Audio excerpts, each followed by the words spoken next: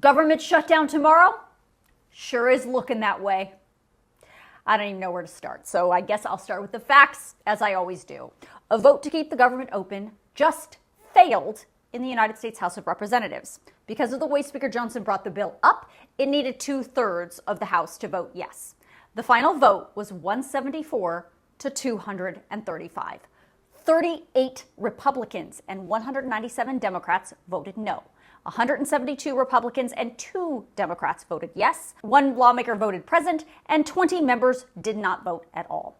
So why did those Republicans vote against a bill that was brought up by the Republican House Speaker and supported by President-elect Donald Trump? Well, because of what Trump and Elon Musk did last night.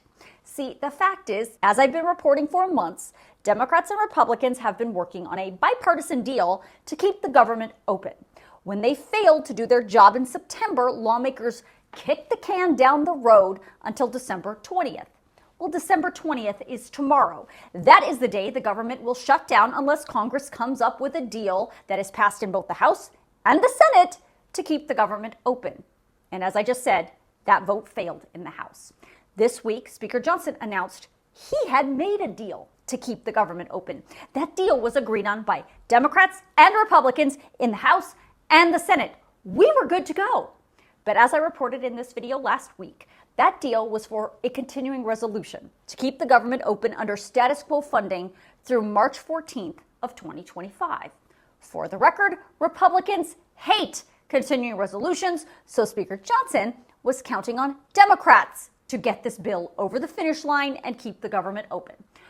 Well, last night, just hours before that deal was about to get passed, Elon Musk started railing against the deal, posting all kinds of things on his X account. Then President-elect Trump jumped on the bandwagon and said Republicans needed to tank the deal. He said, instead, Republicans need to pass a clean CR and, wait for it, add a suspension of the debt ceiling. Just so you know, suspending the debt ceiling does not necessarily authorize any new spending. It just allows the Treasury Department to pay the bills that Congress already racked up.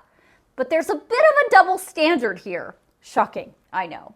When this same debt ceiling fight came up in 2023, then candidate Donald Trump told Republicans they absolutely could not support a debt ceiling suspension or increase. He said it was a horrible idea.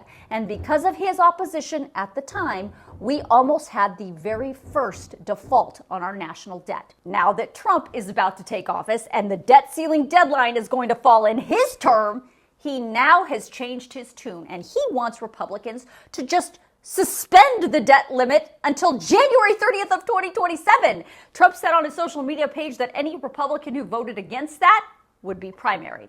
Well, Speaker Johnson scrapped his original deal he had cut to keep the government open and scrambled to cobble together a new continuing resolution called the American Relief Act. That bill would have kept the government open until March of 2025, would have provided $110 billion in disaster aid, aid for farmers for another year, and would have suspended the debt ceiling until January of 2027.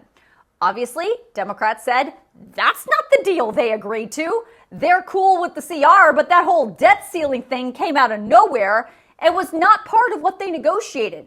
So Speaker Johnson lost all that Democrat support. But what's interesting here about what just happened on the floor is those 38 Republicans also said no. They said, we are absolutely not going to give Congress an unlimited spending limit on taxpayers' credit card for anyone, including for Donald Trump, especially without significant spending cuts included. So now what?